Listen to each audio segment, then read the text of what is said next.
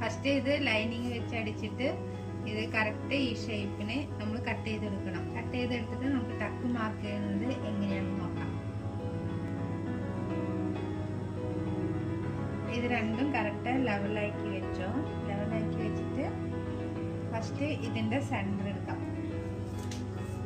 Centre എടുത്തിട്ട് നമുക്ക് ഇതിന്റെ രണ്ടിന്റെ സെന്റർ എടുത്തിട്ട് ഇവിടെ ചെറിയൊരു ഡാട്ട് കട്ട് ചെയ്തിട്ട് ഇവിടെ ഈ ഭാഗത്ത് നിന്നും ഇവിടുന്ന് 4 ഇഞ്ച് മാർക്ക് ഇടണം. ഇത് ഒരുപാട് തടിയുള്ളവരാണെങ്കിൽ 4.5 ഇഞ്ച് എടുക്കാം. അല്ലെങ്കിൽ 4 ഇഞ്ച് കറക്റ്റ് ആവും. എന്നിട്ട് ഇവിടെയും ചെറിയൊരു ഡാട്ട്. ഇത് നമുക്ക് 2.5 ഇഞ്ച് മാർക്ക് ചെയ്താൽ മതി. ഇത് മേലേക്ക് 2, സൈഡില് 1.25.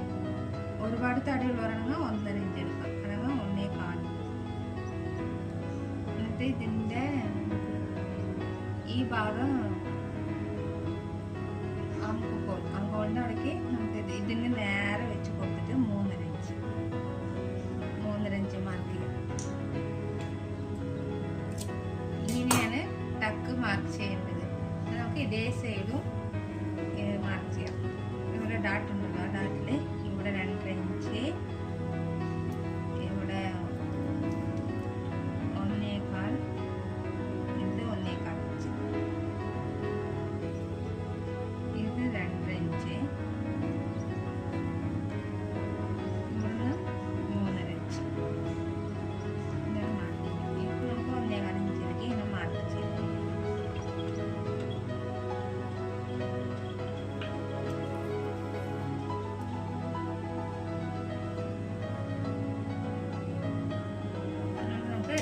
ടക്ക് എങ്ങനെ പിടിക്കേണ്ടതെന്ന് നോക്കാം.